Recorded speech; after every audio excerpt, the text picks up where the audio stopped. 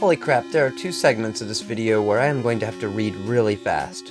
The first 2 pages are so big I just have to blurt it out and pray I have enough ensemble footage for the intro. Okay, here goes. First off, a tiny hitch has come up in my turn-based strategy videos and I won't be able to complete everything on the topic until my nerd is bigger than your nerd. In the meantime, I've made a video that I can literally only share with 2 people, JM and KF. JKMF?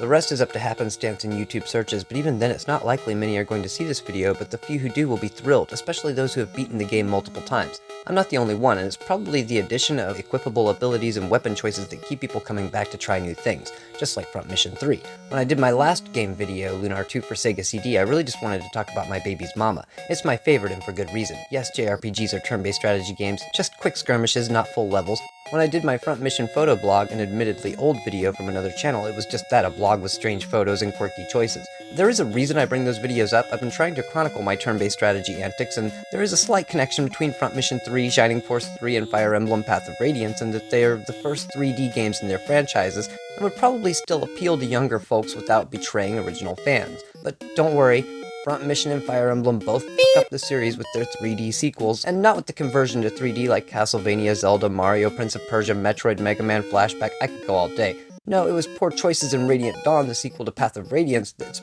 barely playable, let alone replayable. I've beaten Path of Radiance over a dozen times. It cooks GameCubes. I've been through 3, and still have my copy, which goes for extreme amounts on eBay. Fool me 3 times, I must love anal. No, I just emulate. Thank you for that, Nintendo. With all that said, this is not a review or retrospective, this is just a list of preferences when it comes to units and abilities. Path of Radiance will shove 100 characters in your face and only a fifth of them are any good, if that. One could argue that's how it goes with Fire Emblem. Everybody knows. Before I start my rant, I want to make sure everybody knows that this game, Fire Emblem Gaiden, Fire Emblem 4, and Sword of Mana are all games that require certain units holding certain weapons, choosing a certain path, and talking to certain characters. I really hate that. Despite Gaiden and Path of Radiance being my favorite in the series, Ike will be the only one who can face off 2 or 3 bosses, and each time he has to use a certain sword, like Alex playing the harp during Galleon's battle in Sega CD Lunar Silver Star Story. Why would anyone think to do that? To be fair, it's stated over and over that Ike will have to use Ragnar in the game, but if you're just like me playing the grid, you gives 2 shits who these characters are unless you fall in love with cutesy avatars. I never played Super Smash Bros., and that's great you guys are in love with Ike, but here, he's always been a pain in the ass. I'm either crunching him hard to get his weapon levels up, or I'm level capped, or I'm frantically crunching again. Sure, Ragnar's obvious, but I bet you didn't know that not only is your boss lord character the only one who can take on these 2 bosses, but he can only do it with Ragnar, and he has to have been upgraded with the Aether ability using one of 4 precious occult scrolls. You might want to add the miracle ability with the last 5 points. That's some bullshit. 100 units, but only one with 1 sword and 1 ability will face off with the final boss. Actually, I've never counted the units. I'm DJ Analysis, but I'm not that anal. Gaiden does the same shit, and Sword of Mana is so confusing you need a walkthrough to play them. If you like restarting over and over, and character exploration is your kick, then go with Part 4, or is it Part 5 for SNES? When it comes to Fire Emblem, I love NES Part 1 and 2, the SNES remake/sequel, and if you don't know why I skipped the Game Boy Advance games, you need to go back and watch my Lunar 2 Sega CD video, because I'm not repeating that negative shit here. I do have fond memories of Erica and Ephraim and Sacred Stones though, and it definitely was my Fire Emblem de-virgining. This is the game you'll more than likely play more than once. In fact, this video assumes you've beaten Path of Radiance and are aware of the ability bands you'll need to equip and raise certain abilities. Strength and defense, speed and luck, HP and speed, etc. Not only am I going to break down my most efficient team, I'm going to share their perks, quirks, and abilities too. There are a couple of points I'd like to touch on first so I don't distract. This video assumes you understand the value of a small or tight party in Fire Emblem. Since it's a turn-based strategy game with an RPG twist, you'll level your characters and you'll pretty much want to keep them in the game the whole time. Probably the fastest way to beat any Fire Emblem is to stick to Paladins and Wyverns due to the movement and range bonuses. You'll just blast right through any of them. I also want to mention that Fire Emblem is filled with liabilities, and Path of Radiance seems to have that magnified or multiplied. Soldiers are useless, so the child thief related to the sequels is unpromotable, only 4 units can handle axes without dying, and archers might be the worst units in all of Fire Emblem history with their inability to counter and defend adjacent squares. Garrick, Nemi, or Astrid as Ranger excluded. Or Kirin, what the hell, give it a shot. Get it? Yes, I know that's part of the strategy, nonetheless archers are a liability with one exception, and I'm going to mention him before I go into my 9-unit party. Yeah, 9 units. Not only will I get insane amounts of XP, but I'll be virtually maxed out with all 9 by the time we reach Ashnard. Anyway, if I'm going to pick an archer, it's going to be Rolf. He just takes mad punishment. He comes with the shade ability and I give him dead shot with my final occult scroll. You can leave him out in danger and he'll dodge it. Same with his brother Oscar. Later on, Oscar with soul ability and Rolf will be practically invincible, but not Boyd. He's an ass unit. If I had to choose a 10th unit, it would be Rolf. But I don't need him. Also, just to piss everybody off, he kicks Shinnon's ass. But that's kind of to be expected for already promoted units throughout the series not really holding up. They just aren't as durable as the units you brought up from scratch. Also, Nasir's not a bad choice for freebie during final battle and some trial maps. Use the demi-band to keep him transformed, surprising amount of critical hits. I'm also going to go ahead and state that I only use Laguz as slaves. I know that's f***ed up because that's what they are in the game, but let's face it, only a couple are any good, and I mean 2. Okay, 3 in my party. They act as supply and rescue, or even shoving units for movement bonuses. Leith and Nasir are the only units who consistently get 2 high damage attacks and either shrug off attacks or have enough HP to endure. Other than those 2 units, Laguz suck donkey balls, and I'll love bending you over in the comments. Actually, I did manage to keep Mahram hitting with 2 attacks, but he takes so much damn damage. Have beaten the game over 15 times over a decade. Don't f*** with the Chuck! On my last playthrough, I used Rolf to supplement defensive second line mage / ranged fire when my first line had to leave pockets in that defense. I'm not saying leave Rolf in front of 4 enemy units and turn and go take a shit. I mean, it's likely he would survive. But sheesh, that's not what I'm saying. Sorry to hop back and forth, but I want to point out that adding Rolf in this party configuration was helpful, but probably kept me from maxing out my party. Ended the game at levels 17 through 19 instead of my usual max with most units. I only play Fire Emblem on the hardest possible mode, and still rarely replayed a level with this team. The Paladin quest is fast and furious, but it's a blitzkrieg with little passion or strategy. As fun as that is in Fire Emblem, it won't come close to maximizing the effectiveness of the special abilities / unit configuration I'm about to reveal. Occasionally I might blurt out a sentence like Ike, Miracle, Aether, Ragnall to emphasize certain configurations. If this was the Paladin quest, I'd say Ike, Miracle, Aether, Ragnall, Movement Boots, Night Ring.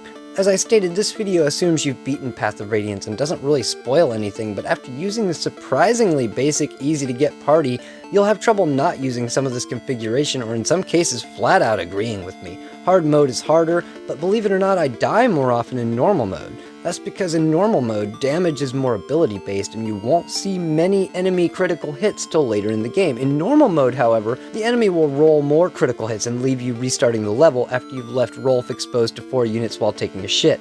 You also collect more XP in hard mode, so it's easy for a small party to max out. Whew, you got all that? In order to make this work, you have to ignore your "aww" reaction to cute avatars, leaving your cutest units behind. Let's face it, you can dress War up in a cutesy TBS game, but it's still War.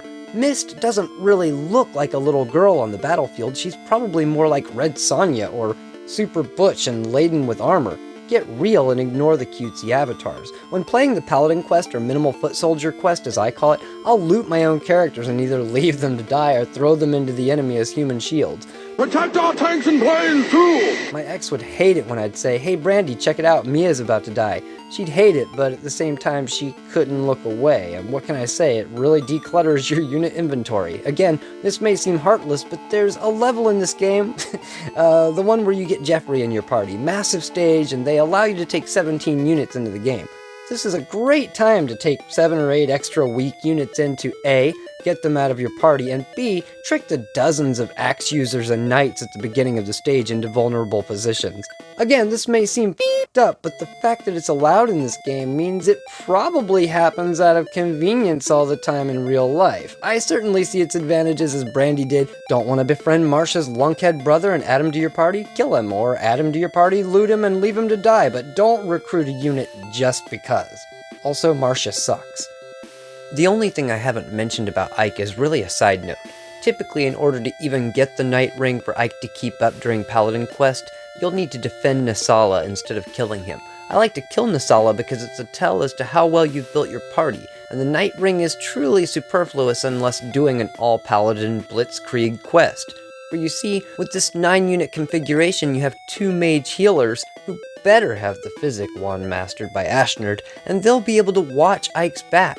In the Paladin quest with minimal foot soldiers, Mist is my full-time healer, and I supplement with potions until I can use Alencia as supplementary healer for endgame.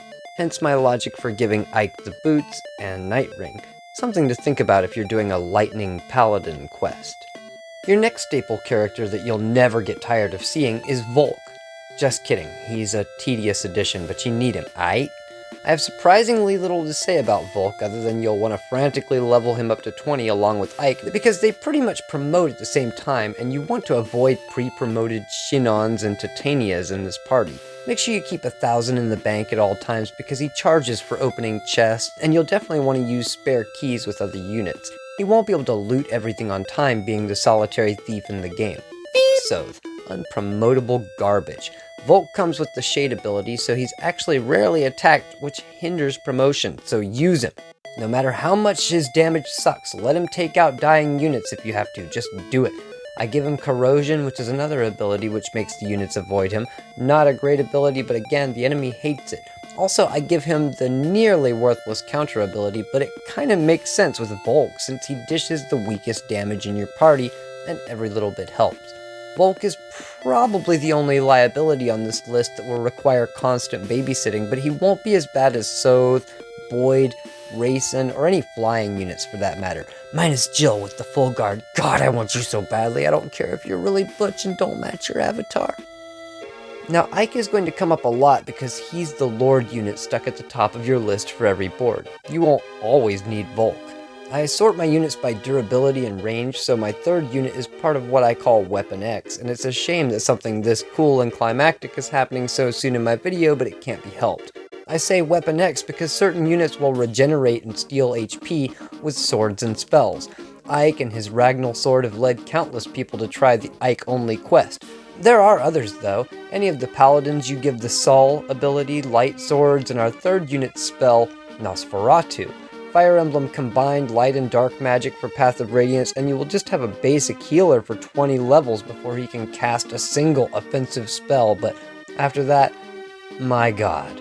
Boom! Swing, swing! Smash! Boom! Swing, swing! Reese is definitely your best Weapon X unit behind Ike, and there's only one place where you'll have to babysit him, and honestly, I don't really have trouble till Brave and Killer Bows in the trial maps. For you see, Nosferatu drains the enemy's HP, and Reese isn't the most durable of units. Downright pathetic actually, but unlike Nephany or Zyhark, Reese can use Nosferatu, and the Wrath Resolve abilities guarantee no dice rolls involved here people, no waiting for skills to activate, a guaranteed skill activation.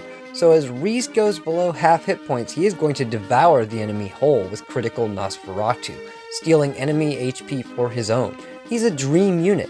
Only Ragnall compares, or maybe Mist Mia with the Light Sword, but while Ragnall is unlimited, the Light Sword only has 15 charges, with the Hammer up to nearly 60. After you receive Oliver in your party for trial maps upon beating Path of Radiance, there will be a third Nosferatu scroll. That means you can use your Hammer to restore up to 3 scrolls, totaling close to 120 castings. Hell, I didn't even run out of 1 scroll until the trial maps, which make up virtually all my footage, by the way. I really wanted to emphasize how durable and badass these units are under excruciating and arduous circumstances. Jesus Christ, Reese. No disrespect. Sorry there's no sound. If I play with the sound on, I get a super poor frame rate. In fact, I had to speed all my footage up. No wonder this game cooks systems. Then again, most probably don't put their systems through that kind of work. Even I'm sure to forget this knowledge as I pass into another world without time for video games. It just occurred to me as I was writing this, it would have been badass to hear Reese devouring units whole, especially during dramatic pauses. Smash! Boom! Anyway, the show must go on, so here's the most controversial part, making this an odd climax point for this video. Thankfully I have a sexy ender to my party list, but this is definitely the unit that spawned at least 2 arguments. Nothing serious, just, okay, whatever you say, Charlie. Here goes. Another deep breath. Soren kicks Ileana's ass. Burn! Yeah, I said it. Bitch! Don't get me wrong, I can see why you guys are infatuated, but don't forget I've beaten the game repeatedly for over a decade, sometimes 2 or 3 times a year, sometimes back to back, and Ileana doesn't hold up. Sure, right off the bat she does more damage and has a higher critical threat range than Soren, but Soren uses wind magic, which is more defensive and useful against flying creatures. Now I virtually always give Soren both of my defense boosting shields on top of default defensive wind magic. I need to point that out before you ask, well Charlie, what if I did the same thing with Ileana? Raising her defense and giving her wind magic. Alright, well, you're almost there despite having to work even harder to get her magic levels up to level S. The other problem is that Ileana comes with Shade, an ability that prevents her from being consistently attacked, thus making it more difficult to level her. But Adept is just a superior ability, giving Soren up to 4 attacks. Well, Charlie, what if I gave Ileana Adept? Sure, though it's kinda lame to do so when Soren comes with the ability right off the bat and has the only useful tool-like spell in the game. Don't get me wrong, fire works on Lagoos, but not like wind on flyers. That's still as devastating as the Fire Emblem series. Also, Adept really does kick ass as Soren levels. He starts with the useful defensive tool magic, he can score up to 4 hits, and I don't even have to touch him. But somebody had to get the Nile scroll. You can build your own spells too. I used several castings of Wormhole for this vid, a high damage wind spell that I created in-game. You can't leave him in danger like Rolf, but he will be able to repel a couple arrows and spears as he raises with the slow-moving soldier band, or perhaps one of the bands that raises HP. This with the 2 dragon shields and the Adept Nile combination makes Soren a very natural and easy mage to play. None of the mages are good with knives, that was a stupid addition. I use Soren as my secondary healer, seeing as how he can use physic wands as far as Reese can. I'm sure Ileana could too, but she goes down like a $2 hoe, and I'm not wasting precious skills and resources just because some weakling gets a higher critical threat. You only get 1 of each ability scroll, minus Occult, which I believe there's 4. Typically I don't remove skills to add skills, unless it's Titania's counter in Paladin Quest or Kieran's Gamble, which gets removed immediately. Owned and played for over a decade and never saw Gamble activate. My point is, it's counterintuitive. Typically you want to look for units with abilities you like and then stack abilities. I would have to remove Shade when applying Adept to Ileana because no one would ever attack her. I want units to throw arrows and spears at Soren. I'm literally counting on it. Also, up to 4 attacks. Pit mid-game or end-game Soren versus Ileana, and here's how it would go down, especially with Soren's Nile ability. But let's ignore that. Ileana would strike, but Soren's magic defense wouldn't allow the crits to kill or do a lot of damage if they did. She needs to score all criticals. Now admittedly, Adept doesn't activate all the time, but when it does, that's 2 attacks back to back. If Ileana survives and she doesn't critical hit, Soren's just going to keep doing 2 to her 1. Pray it isn't a custom spell either. That should settle it. You're already forced to use Reese at the beginning and he turns into the sickest mage, Weapon X! You only need 2 healers for before and after Ike attacks Ashnerd at the end. I typically kill Ileana for the XP, usually with Ike or Mia. Look, to be fair, I recently played a mage quest with Lagoos support, Ike and Volk of course, Mia and Jill, no paladins. It gave me a chance to compare all 3 mage healers side by side. Tormod, Soren, and Ileana. Now, I'm in agreement with my ex when she said that Tormod was likely a unit that would have been upgradable to Bishop or Druid had Dark and Light magic not been combined. Like one of the weak recruits from Sacred Stones that end up being donkey-punching badasses, so he's out. And no matter what, Ileana's abilities wouldn't activate half, not even a quarter of what Soren's Adept would.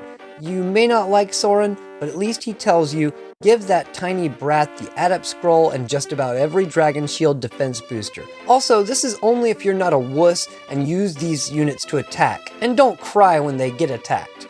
I'm baller like that. Oh yeah, I totally forgot. No one died during the recording of this footage. Speaking of Mia, speaking of Adept. Actually, she comes with Vantage, but Adept rounds her out nicely. Vantage allows her to get the initiative every time. Even if the enemy attacks her, she'll always get the first attack. Now, those of you who have compared all the Myrmidons in great detail know that Mia is a sleeper hit.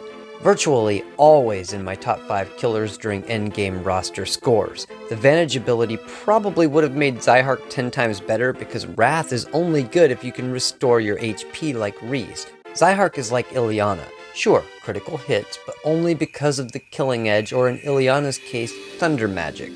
No, the reason Mia is on this list is the same reason Rolf was mentioned. She's just gonna dodge so many damn attacks. The Vantage ability guarantees she gets the initiative, and Adept activates way more than with Soren. Again, you could start deleting abilities and adding, but Mia gets Vantage right off the bat. With Adept, she also gets up to 4 full attacks at full damage, not 5 wimpy attacks at half damage with the Occult Scroll. Sorry, I'm spacing on the name of the ability because it's shit, though it'll activate with Mia more than Zyhark and Stefan. I think is his name. I can't remember because Mia just rolls them up and smokes them. I mean, right out of the box, Mia is not made in China. Jill won't even do it outside of her armor, but Mia is very enthusiastic. I bet she gives the best butt-naked head of the group. One night I caught Leith sucking it in my sleep pretending to be Mia, and I got pissed. I do not have a furry fetish, and that is final. Plus, she smoked all my, catnip? Speaking of Leith, she's my next unit, and there's really no question why, but let's touch on it. While Mordecai and Marum will be useful for shoving and smiting in the Paladin quest, they are more than useless attackers, usually scoring only 1 hit and taking more damage than Leith would. Leith's higher skill and speed virtually ensures her 2 attacks even with the demiband, and she also dodges shitloads of attacks. I give her parity. This means no matter what, she'll be on equal ground with every attacker. I also give her Renewal, which allows her to gain 5 HP per round. It's not a lot, but it's all she needs. Now, Lagoos already have everyone in the world after them, but I also added Provoke. Now, everyone frantically goes for Leith, and it's brilliant. This means my first and second lines can just mosey on by or annihilate their unnoticing prey, and Leith can take it, man! Unlike Marum and Mordecai, who are guaranteed to die if not used as passive supply. She carries supplies too. I often load her down with keys to act as secondary thief. Say you don't have room for Physic and Restorer but want access to both, look for Leith. She uses claws, so she has no need for an inventory except to help the crew.